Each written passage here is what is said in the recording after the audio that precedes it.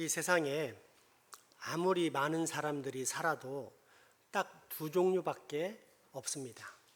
하나는 하나님 중심적인 사람이요, 또 다른 하나는 자아 중심적인 사람입니다. 달리 표현하면 신본주의와 인본주의라 할 수 있는데, 신본주의란 이 세상을 창조하신 하나님이 모든 것의 근원이자 기준이라는 생각이요, 인본주의란 하나님은 없다고 생각하면서 인간의 합리적 이성이 모든 것의 기준이자 근원이라고 믿는 생각입니다. 그리고 이처럼 나의 생각, 곧 내 자신이 기준이 되면 절대적 권위나 가치는 추락하고 대신 상대적인 권위나 기준이 더 위에 자리 잡게 됩니다. 대표적인 예가 몇 년 전 폐지된 간통죄입니다. 성경은 간음에 대해서 어떻게 명시합니까? 합법적인 사랑이라고 합니까? 아니면 불법적인 죄악이라고 합니까? 그러나 신본주의에서부터 멀어져 인본주의에 물든 사람들, 그것도 많은 사람들이 어느 순간 간통죄를 폐지했습니다. 왜일까요? 일단 내가 그 죄를 범하고 있기 때문입니다. 그러니 누가 나를 잡아 가둘까 봐 두렵습니다. 또 다른 이유는 내 생각에는 불륜이 아니기 때문입니다. 내가 가슴이 뛰어서 어떤 사람을 좋아하면 그게 사랑이지 어떻게 불륜이 될 수 있느냐고 소위 내로남불을 주장합니다. 그 대상이 유부남, 유부녀일지라도 말입니다. 신위, 하나님의 방법보다 인위, 사람의 생각과 방법이 현대에 판을 치고 있는 것입니다. 이러한 지금까지의 용어를 자막으로 한눈에 펼쳐보면 다음과 같습니다. 여기서 신위란 하나님의 영광을 위하여 하나님의 방법대로 사는 것을 말하는 것이요, 인위란 인간의 행복을 위하여 인간이 자기 방법대로 또는 자기 멋대로 사는 것을 말합니다. 그렇다면 이처럼 인위가 판치는 세상은 장차 어떻게 될까요? 반드시 망가집니다. 왜냐하면 사람을 만드신 분이 하나님이시오, 하나님께서는 그 사람이 잘 살 수 있도록 사람 설명서를 만들어 주셨는데 사람이 그 설명서를 안 보고 자기 멋대로 살아가고 있기 때문입니다. 날아가던 헬기 속에서 몇백만 원짜리 아이폰이 아프리카의 오지로 떨어집니다. 박스를 개봉하니 휴대폰과 더불어 설명서가 들어있지만 안타깝게도 다 영어로 되어 있어서 부족민들이 읽지를 못합니다. 머리를 맞대고 상의를 합니다. 마침 얼마 떨어지지 않는 불악에 미국 선교사가 있어서 거기에 물어볼 수 있습니다. 그래서 물어볼까? 아니면 우리끼리 깊이 연구한 후에 스스로 사용법을 알아낼까 상의하다가 결국 후자를 택합니다. 그래서 모양을 잘 살펴보니까 널쩍한 데다가 무게도 있어서 던졌을 때 상당한 타격감이 있을 것 같습니다. 그래서 저 나무 위에 있는 새들이나 저 멀리 떨어져 있는 들짐승들을 순식간에 맞춰 잡기에 아주 적합해 보였습니다. 때문에 표창으로 사용하기 시작합니다. 어떻게 될까요? 분명 효과가 있겠지만 그보다 더 확실한 사실은 곧 망가진다는 것입니다. 사람도 마찬가지입니다. 하나님의 형상을 닮은 사람을 가장 잘 아는 분이 누구일까요? 사람을 만드신 하나님이십니다. 그러면 하나님께서 그런 고귀한 존재를 만들어 놓고 그냥 방치해 두셨을까요? 아니면 살아가는 방법에 대한 설명서를 분명히 준비해 놓으셨을까요? 그 사람 설명서가 무엇입니까? 바로 성경, 하나님의 말씀입니다. 그렇다면 인간이 하나님의 말씀을 따라 하나님의 방법대로 살아가지 않는다면 결국 어떻게 된다는 뜻입니까? 망가집니다. 따라서 사람이 사람답게 살 수 있는 유일한 방법은 인간의 마음대로 살아가는 인위가 아니라 하나님의 말씀, 하나님의 방법을 따라 살아가는 신위입니다. 실제로 성경에는 사람이 어떻게 살아가야 하나님을 만날 수 있는지에 대한 지침들이 상세히 설명되어 있습니다. 대표적인 말씀이 구약시대 하나님의 임재를 상징하는 성막의 제조 방법입니다. 그 방법이 출애굽기 25장 1절부터 나와 있는데, 성막 제작에 대해 하나님이 직접 명령을 하시고 또 증거궤 제작에 대해서 직접 명령을 하시는데, 그 말씀 중 8절에서 12절까지만 봉독해 보겠습니다. 내가 그들 중에 거할 성소를 그들이 나를 위하여 짓되, 무릇 내가 내게 보이는 모양대로 장막을 짓고 기구들도 그 모양을 따라 지을지니라. 그들은 조각목으로 궤를 짜되 길이는 2규빗 반, 너비는 1규빗 반, 높이는 1규빗 반이 되게 하고, 너는 순금으로 그것을 싸되 그 안팎을 싸고 위쪽 가장자리로 돌아가며 금테를 두르고 금고리 넷을 부어 만들어 그 네 발에 달되 이쪽에 2고리 저쪽에 2고리를 달며. 아멘. 이런 구절, 그러니까 증거궤와 더불어 성막, 제단, 등불 등에 사용되는 도구에 관한 길이, 넓이, 높이뿐 아니라 제사장의 의복, 제물 및 제사 절차, 안식일 규례 등등에 관한 내용이 이후로 무려 15장이나 걸쳐서 설명되어 있습니다. 하나님께서는 우리가 제멋대로 하나님을 믿기를 바란다는 뜻일까요? 아니면 하나님의 방법을 따라 믿기를 원하신다는 말씀일까요? 그리고 이 제작의 마지막인 출애굽기 40장 13절에서 33절에서는 모세가 여호와께서 명하신 대로 성막을 완성했다는 말이 8번이나 나오는데, 이로써 하나님의 방법이 얼마나 중요한지를 보게 합니다. 이것이 바로 신위입니다. 인간의 방법으로는 하나님을 만나러 가는 길을 열 수 없다는 뜻입니다. 그렇게 하나님께서는 제사하는 방법도 직접 가르쳐 주셨습니다. 구약의 제사가 하나님의 방법대로 이루어져야 하나님을 만날 수 있었던 것처럼 오늘날의 예배도 하나님의 방법대로 드려져야 하나님을 만날 수 있습니다. 그러나 불행하게도 오늘날 인간 감정을 만족시키는 인위적인 예배를 너무나도 많이 보게 되는 것은 안타깝다 못해 개탄스럽습니다. 그러므로 하나님의 방법, 즉 신위에 순종하는 첫 번째 길은 성경, 사람 설명서로 돌아가는 것입니다. 성경은 읽지도 않고 사람의 머리로만 생각하면 그곳에는 인위만이 있을 뿐입니다.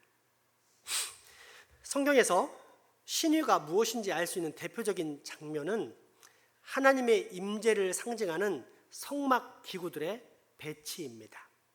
다음의 그림을 보면 훨씬 더 잘 이해할 수 있습니다. 구약에서 사람이 하나님을 만나는 순서가 잘 표현되어 있는데, 먼저 저쪽 위쪽이 입구이고 그 입구를 성막을 들어서면 맨 앞에 연기나는 번제단이 첫 번째요. 그 앞에, 그 뒤에 둘째는 물두멍이요, 셋째는 떡상과 등대이며 넷째는 분향단으로서 이곳을 거쳐서 하나님이 임재해 계시는 법궤에 이르게 됩니다. 물론 구약의 제사 의식법은 신약에 와서 사라졌지만 그렇다고 그 정신이나 내용까지 없어진 것은 아닙니다. 그러면 구약의 제사법이 말하는 예배의 정신, 곧 하나님의 임재를 경험하는, 하나님을 만나는 방법은 무엇일까요? 첫째, 번제단은 제물을 태움으로써 죄의 문제를 해결하는 것이요. 둘째, 물두멍은 씻음을 통해 성결함을 얻고, 셋째, 떡상은 영혼의 양식인 말씀을 통해 생명을 얻는 것이요.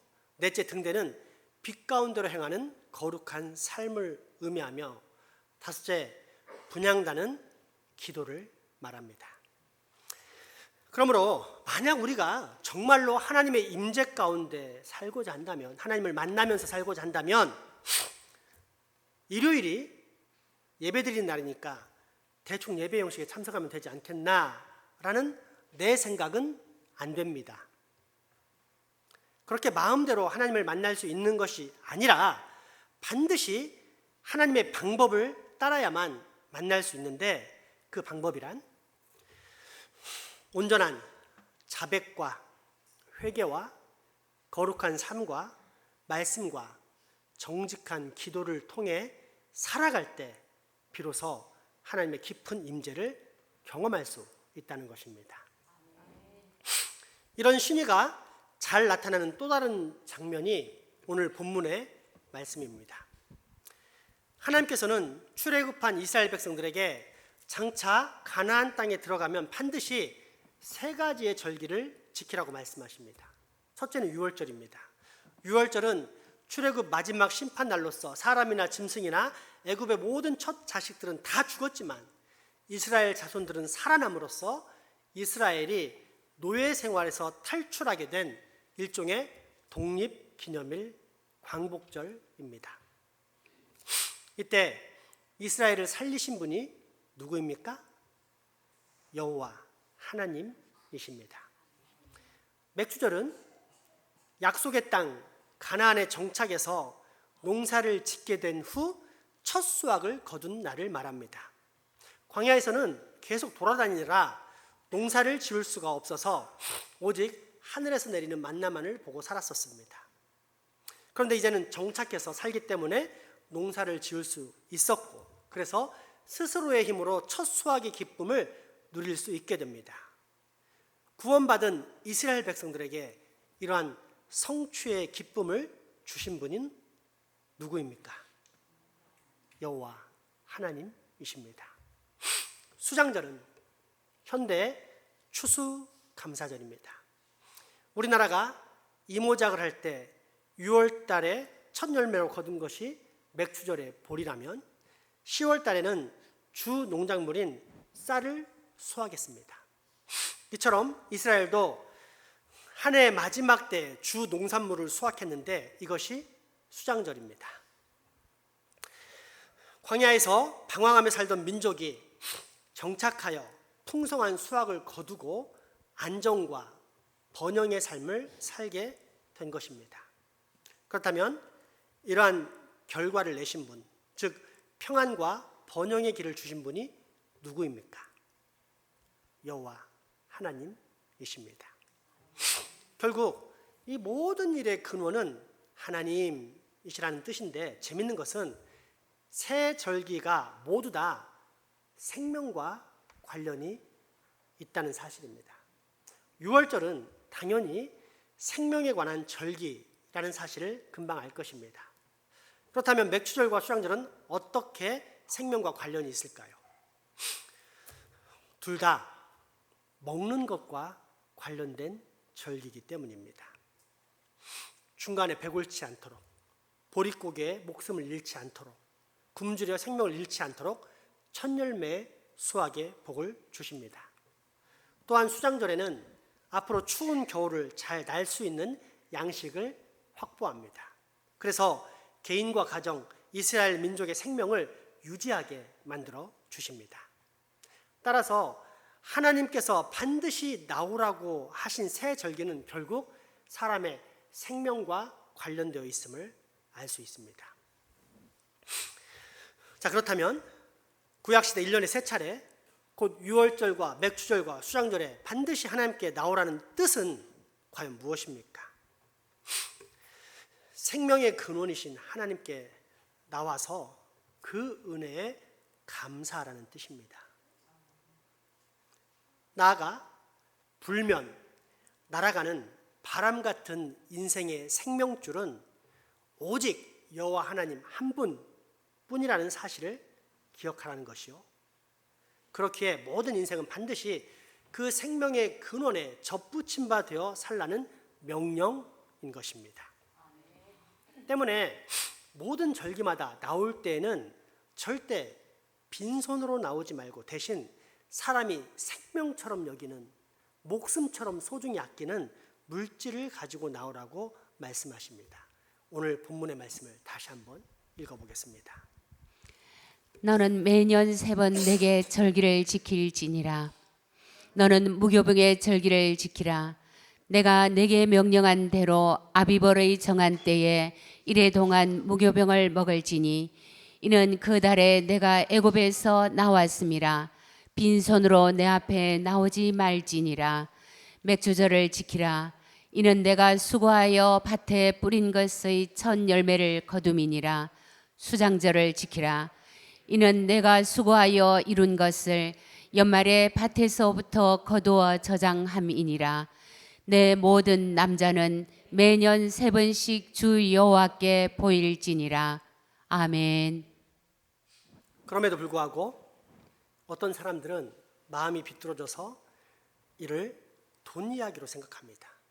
결국 헌금 많이 하라는 것 아니냐면서 불퉁거리는 사람들이 있는 것을 과거에 종종 발견했습니다. 참 안타깝고 불쌍한 사람들입니다. 생명에 관한 이야기를 하는데 돈 이야기로 듣습니다. 신위를 말하는데 인위로 해석합니다. 순종하기 싫은 것입니다. 손해보기 싫은 것입니다. 내 생각에는 아닌 것 같으니 받아들이지 않겠다는 태도입니다. 거부하는 것입니다. 그런데 이처럼 신위가 아닌 인위가 드러나는 사람은 예비된 복을 받지 못하는 큰 슬픔에 빠지게 됩니다. 민수기 20장에 보면 이스라엘 백성들이 가데스라는 광야에 이르러 목이 말라 죽겠다고 이곳저곳에서 불평을 내뱉자 모세가 힘껏 쳐서 바위에서 물을 내는 장면이 나옵니다. 문제는 물은 나왔는데 모세는 큰 징벌을 받았다는 것입니다. 왜 징벌을 받았을까요?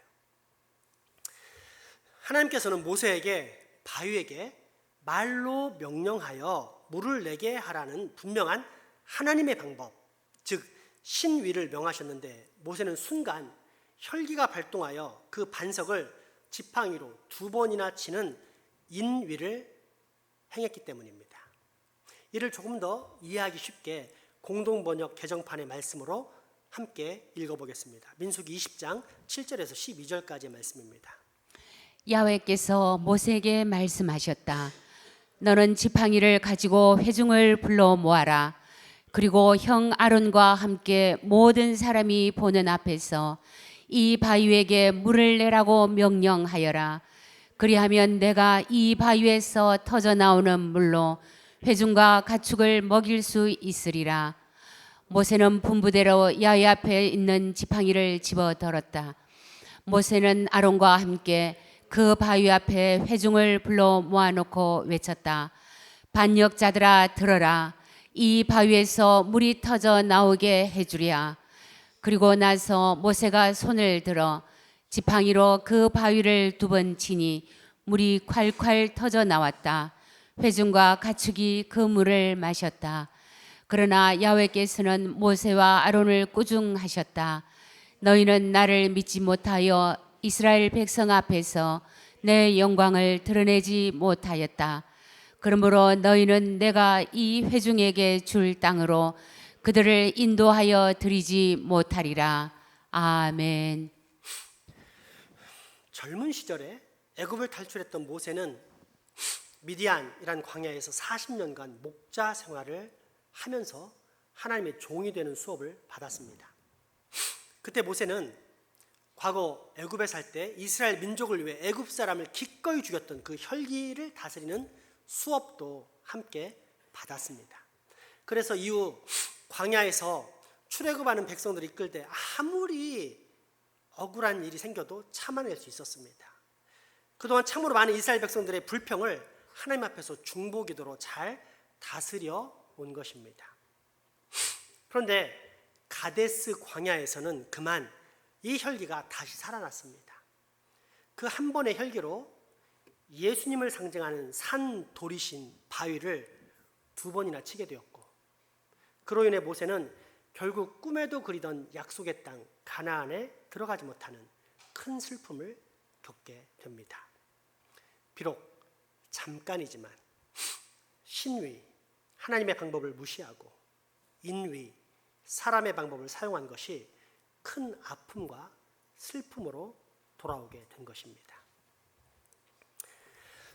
반면 인위를 버리고 신위를 따르면 회복과 구원의 복을 받습니다. 불평은 광야 시절 이스라엘 백성들의 전매 특허인 것 같습니다. 바로 이어지는 민수기 21장에서 또 불평을 합니다. 모세를 향해 자기들을 이 광야에서 죽게 할 것이다. 매일 똑같은 만나와 메추라기 음식만 먹게 한다. 식상에 죽겠노라며 불평을 늘어놓았습니다.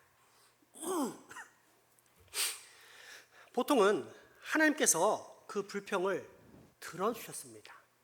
그런데 이때만큼은 불뱀으로 다스리십니다.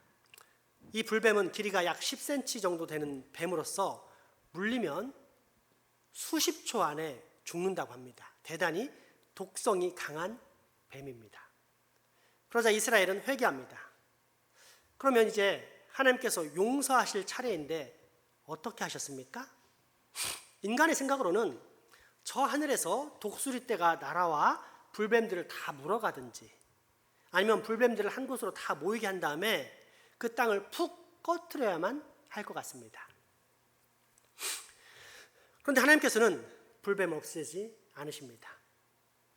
불뱀은 그대로 둔 상태에서 그 불뱀의 형상을 구리, 노스로 만들어 장대 위에다가 높이 달게 한 후에 그것을 쳐다보라 하십니다. 이게 말이 됩니까? 세상의 속된 표현으로 이게 말입니까? 방구입니까? 도저히 있을 수 없는 일입니다. 뱀에게 물렸으면 병원에 빨리 가든지 아니면 해독제를 맞든지 해야지 절대 구리로 만든 뱀을 쳐다본다고 해서 낫지는 않기 때문입니다. 그래서 많은 사람들이 어이없어하며 쳐다보지 않았고 그렇게 죽었습니다. 이것이 인위, 사람의 방법입니다. 그러나 신위, 하나님의 방법은 여전히 장대에 높이 달린 구리뱀을 쳐다보는 것이었습니다. 구원받기 위하여 그들의 상처를 바라보라 하지 않으십니다. 구원받기 위해 그들의 영적인 지도자인 모세를 바라보라 하지 않으십니다. 구원받기 위해 자기를 물었던 불뱀들을 쫓아버리다 하지 않으십니다. 구원받기 위해 율법을 왜 안 지켰느냐? 율법을 지켜라 하지 않으십니다. 구원받기 위해 서로 자비와 긍휼의 마음으로 도우라고 하지 않으십니다. 구원받기 위해 제사를 드리라고도 하지 않으십니다. 대신 구원받기 위해 오직 저 장대 위에 높이 달린 놋뱀을 바라보라고 명하십니다. 이것이 바로 신위입니다. 그렇다면 구원은 인위, 내 생각, 내 방법에 달려있다는 것입니까? 아니면 신위, 즉 하나님의 약속, 하나님의 방법에 달려있다는 것입니까? 그렇습니다. 하나님의 방법입니다. 그럼에도 불구하고 어떤 질문을 통해 많은 사람들이 여전히 인위에 매여 있는 것을 봅니다. 심지어 수십 년을 교회 다닌 사람도 이 질문에 자신 없어하는 인위가 나타납니다. 그게 권사, 안수집사, 장로라 할지라도 말입니다. 이런 질문입니다. 여러분 오늘 밤에 죽는다면 천국에 들어갈 자신이 있습니까? 수빈아, 희지야, 오늘 밤에 죽으면 천국에 들어갈 자신 있니?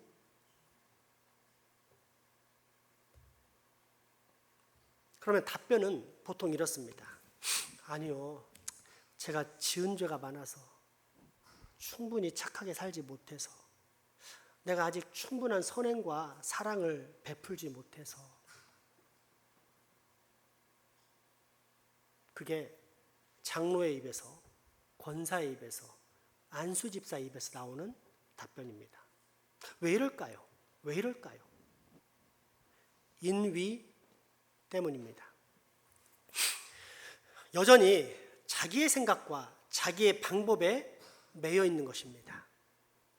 그런데 이런 인위는 조금만 달리 생각해 보면 어이없는 자가 당착임을 발견하게 됩니다. 이를 쉽게 표현하자면 다음과 같습니다. 여러분은 얼마나 죄를 덜 지어야 구원받고 얼마나 더 착해야만 구원받으며 또 얼마나 더 많은 선행과 사랑을 베풀면 구원받을 수 있다고 생각하십니까? 아니, 여러분은 언젠가 그렇게 구원의 확신을 가질 수 있을 만큼 하나님 앞에서 충분히 착하고 충분히 선행과 사랑을 베풀며 또 충분히 죄를 많이 짓지 않고 살 자신이 있습니까? 어떻습니까, 여러분?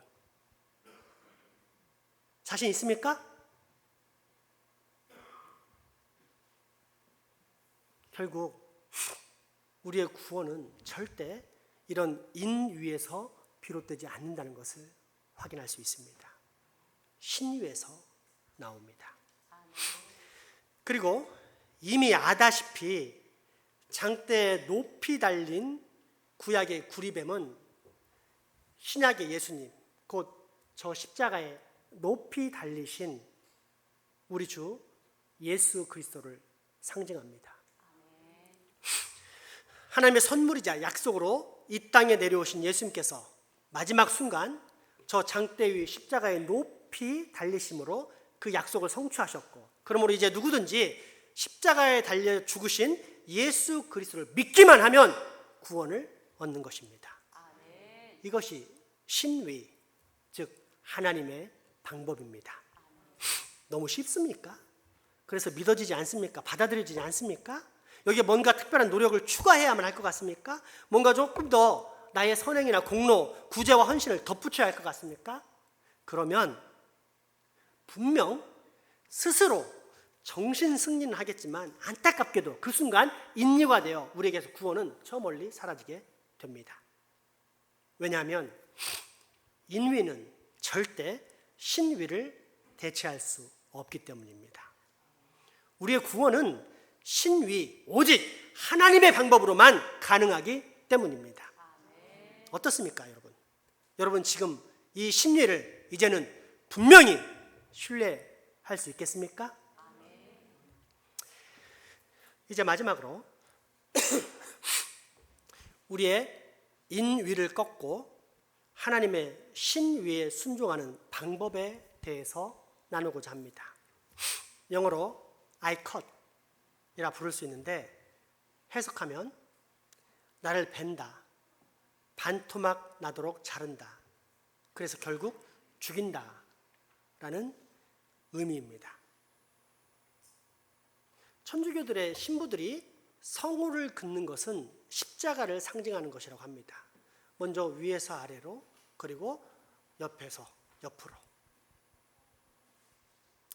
이것은 첫 유월절의 양의 피를 문설주와 인방에 바른 것을 상하 좌우로 연결하면서 십자가 모양을 만든 것인데, 이처럼 성호를 긋는 것을 십자가를 상징한다고 말하지만 상하로 긋는 것을 영어의 알파벳으로 보면 수직은 I, 즉 내가 되고, 좌우로 긋는 것은 그 나를 중간에 자른 모양새가 됩니다. 따라서 성호를 긋는 것은 I, 나를 죽인다는 뜻이기도 합니다. 물론 성호 긋기의 카톨릭 교리를 인정하지는 않지만 만약 성호를 긋는 것이 이런 의미라면 우리 개신교도 하나님 앞에서 자기를 죽인다는 증표로 이 성호 긋기를 해볼 만한 것이라 여겨집니다. 왜냐하면 나라는 죄인, 즉 나의 생각, 나의 방법이라는 인위가 죽어야만 비로소 하나님의 명령, 하나님의 방법에 순종하는 신위가 실현될 수 있기 때문입니다. 그렇다면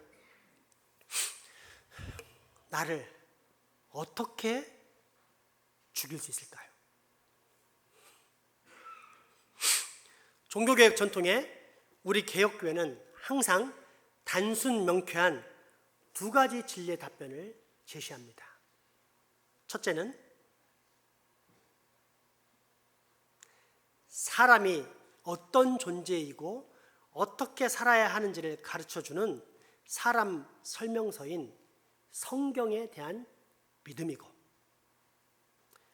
둘째는 그 성경의 안팎에서 역사하심으로써 실제로 사람을 변화시키는 성령님에 대한 의존입니다.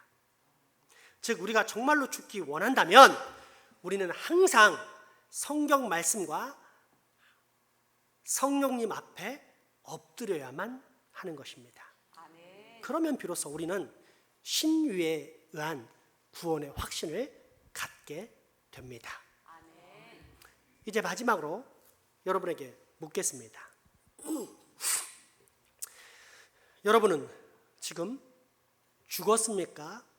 살았습니까? 만약 죽었다면 인유가 죽은 것입니까? 신유가 죽은 것입니까? 신유가 죽었다면 안타깝지만 아직 여러분은 거듭난 사람이 아닙니다. 그러나 인유가 죽었다면 단언컨대 여러분은 분명히 거듭난 사람, 구원의 사람, 생명의 사람입니다. 그러므로 여러분, 이제는 나의 생각과 아집을 버리고 말씀과 성령님 앞에 엎드려 순복하십시오. 그렇게 I cut, 나를 죽이십시오. 인위를 버리십시오. 그리고 신위로 나아가십시오. 바로 거기에 모든 구원의 소망, 그리고 진정한 우리의 행복이 달려 있습니다. 기도합시다. 은혜와 섭리의 하나님, 마치 초등학교 입학하는 아이를 지도하는 부모처럼 연약한 우리에게 이미 하나하나 다 가르쳐 주신 아버지의 그 놀라운 섬세하심에 감사와 찬양과 경배를 올려드립니다. 바라옵기는 우리가 더 이상 우리의 죄악된 성향에 지배당하는 인위를 따르지 않게 하시고 대신 이제 후로 오직 신위, 하나님의 방법만을 따르는 온전한 순종을 꼭 갖게 하옵소서. 우리 아버지 하나님을 그렇게 정말로 사랑하는 참 자녀가 되게 하여 주옵소서. 예수 이름으로 기도합니다.